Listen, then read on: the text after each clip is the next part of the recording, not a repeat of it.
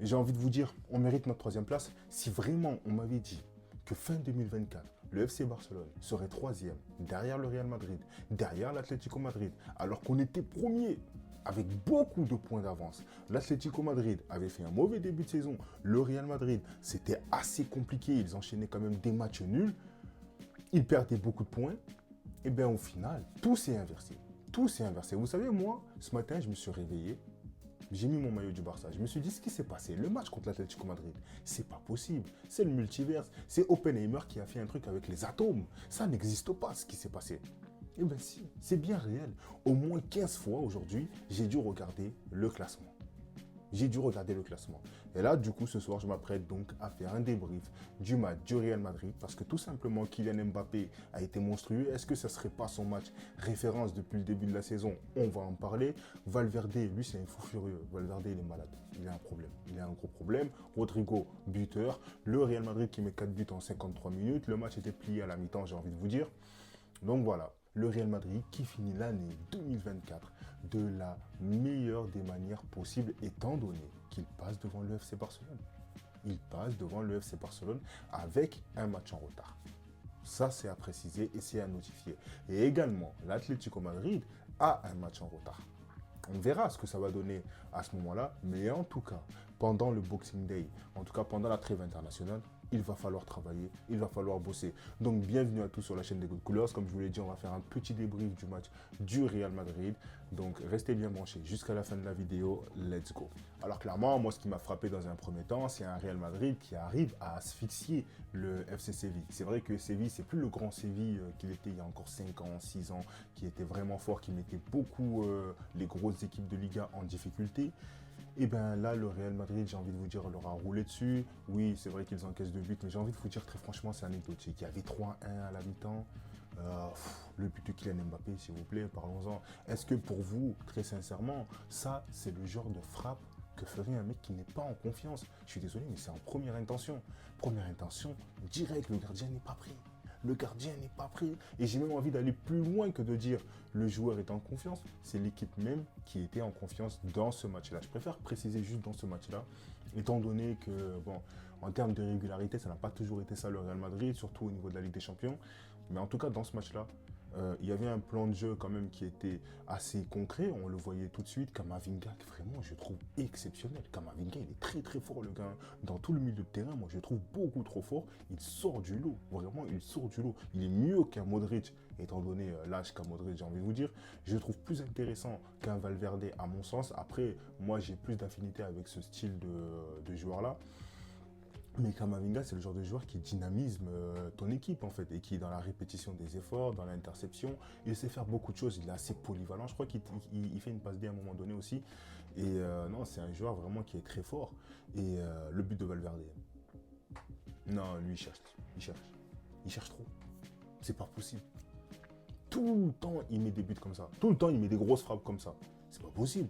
Oh, il a quoi dans les jambes, lui? Il a quoi dans les jambes? D'ailleurs, j'ai envie de vous dire, franchement, le Real, Namek, c'est en haut. C'est pas tout droit. C'est pas dans les buts. Quand vous faites des frappes, mais tirez en haut, là-bas, là. Planète Saiyan, planète Namek, tout ça. Non. Non, non, non. Ils sont là, ils veulent transpercer la cage comme ça. Mais c'est quoi ces frappes de fou furieux qu'ils ont mis? Mbappé, Valverde. Waouh. Non, franchement, c'était un Real quand même qui était très intéressant dans le jeu. Ils ont réussi à trouver pas mal de circuits de passe. La défense, je trouvais un peu mieux que d'habitude, j'ai envie de vous dire, même si à certains moments, on a senti un relâchement. 53e minute, dernier but du Real Madrid. Tu as l'impression qu'ils arrêtent de jouer. Honnêtement, ça y est, le match est plié. Il n'y a plus de suspense, j'ai envie de vous dire.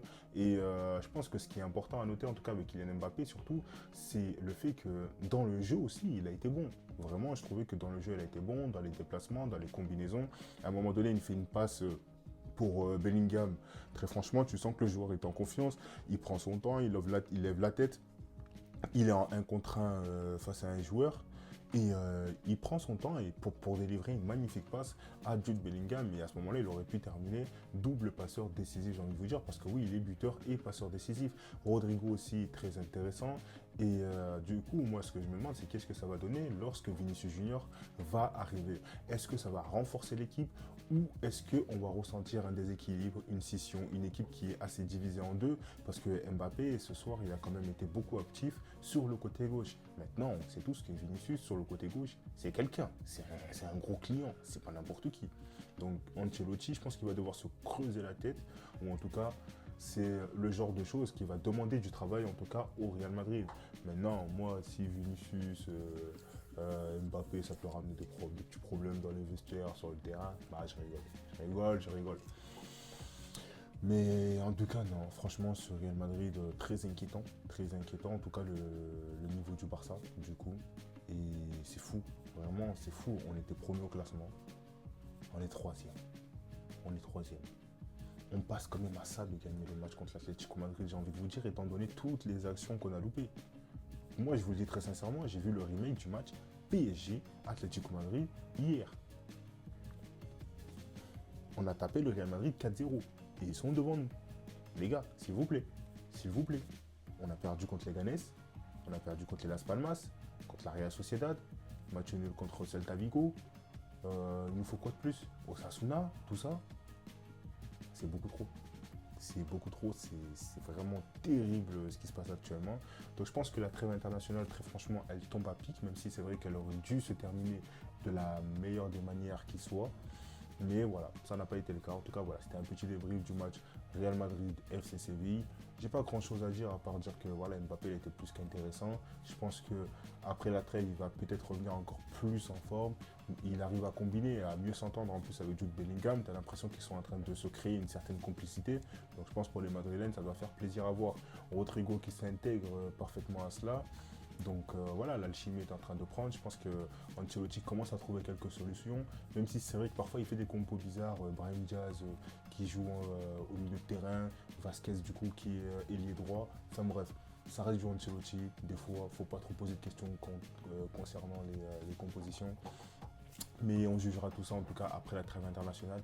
Donc avant de quitter la vidéo quand même, je vous souhaite à tous de passer de très très bonnes fêtes, de vous amuser, de profiter de vos familles. C'est très très important. Donc voilà, je vous dis à très bientôt. Ciao.